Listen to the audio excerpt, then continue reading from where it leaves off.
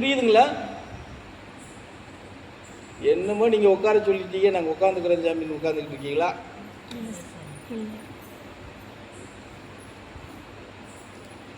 அப்போ அதில் இதெல்லாம் இன்னும் சொல்லப்போனால் அந்த 3 விஷயத்தை நீங்கள் தெரிஞ்சுக்கிட்டீங்கன்னா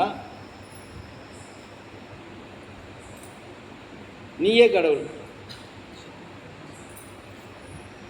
அதை தெரிஞ்சுக்கிட்டா அவ்வளோதான். மீதி எல்லாம் கண் பார்வைக்கு குப்பை, சாக்கடை, தூக்கி போட்டுருவேன். பொண்டாட்டியும் பெருசு கிடையாது, பிள்ளையும் பெருசு கிடையாது, பொண்ணுங்களுக்கு புருஷனும் பெருசு கிடையாது, பிள்ளையும் பெருசு கிடையாது. அடைச்சிப்பா.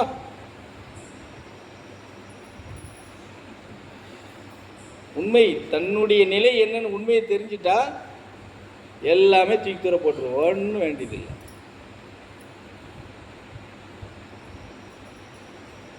தெரிஞ்சுக்கோ. கரண்ட் பில்லு கட்ட வேண்டாம், வீட்டுக்கு அரிசி வாங்கி போட வேண்டாம், சோறு பொங்கி வைக்க வேண்டாம். அவங்க வாங்கி போட வேண்டியதில்லை, நீங்கள் பொங்கி வைக்க வேண்டியதில்லை. நீங்கள் எதுவும் அவங்ககிட்ட கேட்க வேண்டியதில்லை, அவங்க உங்களுக்கு எதுவும் வாங்கி கொடுக்க வேண்டியதில்லை. அவரவர் நிலையை அவரவரே நிர்ணயிச்சுட்டு போயிடுவாங்க. அவ்வளோதான். அது எவ்வளோ உத்தமம்னோ. தன் நிலையை உண்மையாக தெரிஞ்சு நம்ம பயணம் பண்ணும்போது அது மாதிரி ஒரு மகிழ்ச்சி, அது மாதிரி ஒரு உண்மை எதுலேயுமே இருக்காது. இப்போ கூட நீங்கள் பல பேர் தனியாக பயணம் பண்ணுறீங்க வாழ்க்கையில்.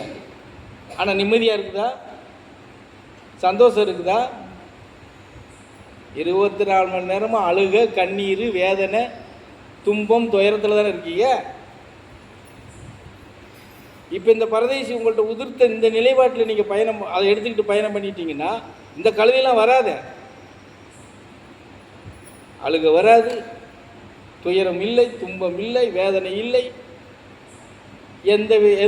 எதுவுமே இல்லைன்னு சொல்கிற மனமும் இல்லை.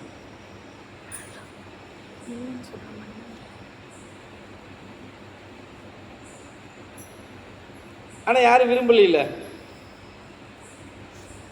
அந்த பயணத்தை யாரும் விரும்பல. அதெல்லாம் கிடையாது. இது மாதிரி சொன்னது மாதிரி தான். ஆனை தலையில் மண், ஆனை தெளிவாக அள்ளி போடுது. நீங்கள் சொல்கிறீங்க ஆனை தலையில் மண் அள்ளி போடுது. அது தெளிவாக தான் இருக்குது. எல்லா காலமும் தலையில் மண் அள்ளி போடாது. குளிர் காலத்தில் மாத்திரம்தான் மேலே அள்ளி போடும். எதுக்காக தெரியுமா? கொசு கடிக்கக்கூடாதுங்கிறதுக்காக.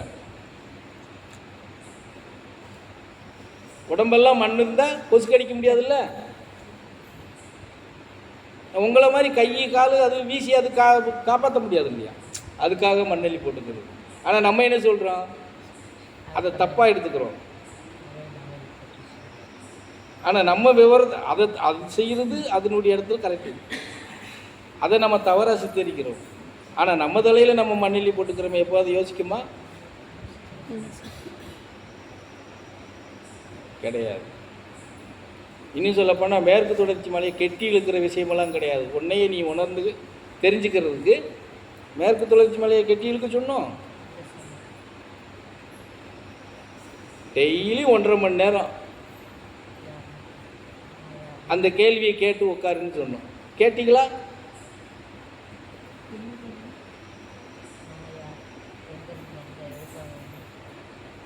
கேட்கலையே.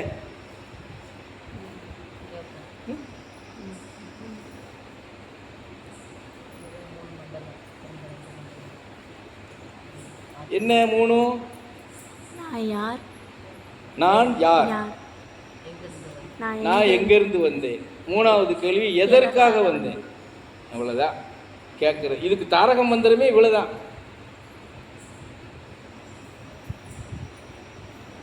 ஆனால் செய்யலையே யாரும். நீ செஞ்சிருந்தது இங்கே தெரியுமில்ல. உன் வீட்டை காட்டுறதுக்கு இந்த பரதேசி தானே வரணும்.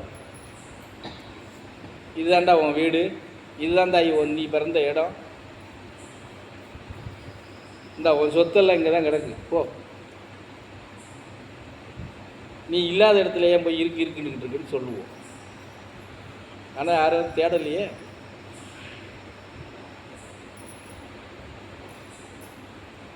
நீங்கள் நினச்சிட்டு இருக்கிறீங்க உங்கள் சொத்து வீடு எல்லாம் இங்கே இருக்கிறது தான்.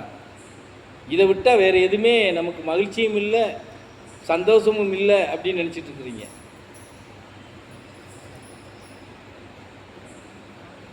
எங்களை பொறுத்தளவில் இது இப்போ நீங்கள் வாழ்கிற வாழ்க்கையா அப்படின்னா இல்லைன்னு தான் சொல்லுவோம். நான் இது வாழ்க்கையே இல்லை.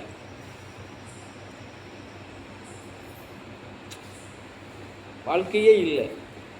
பணப்புழக்கம் நிறையா இருந்தால் கூட மகிழ்ச்சி இருக்காருன்னா இல்லை, அவங்கள்ட்ட கூட கிடையாது. பணப்புழக்கமே இல்லாதவன் அன்னைக்கு கிடைக்கிறத சமைச்சு சாப்பிட்ற ஒரு கூட்டம் இருக்குது. சொல்லுங்க பாப்பா. என்னப்பா?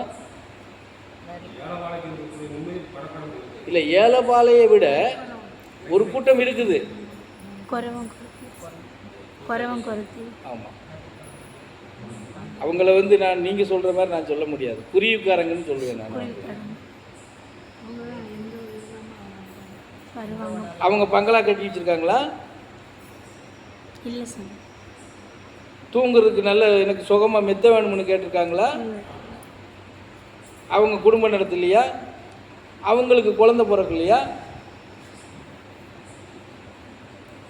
இன்னும் ரொம்ப சந்தோஷமாக இருப்பாங்க அவங்க. இன்னொரு விஷயம் அவங்க செய்வாங்க, இது நிறைய பேருக்கு தெரியாது, யாருக்குமே தெரியாது. என்ன கேட்டால் குடில் போட்டிருப்பாங்க இல்லையா, எங்கே போட்டிருக்காங்களோ வயதானவங்க உயிர் திறந்துட்டாங்கன்னா அடுத்த குடிலுக்கு தெரியாது. அப்படியே அந்த குடிலுக்குள்ளே குழியை தோண்டுவாங்க. அவங்கள அப்படியே உள்ளே இறக்கிட்டு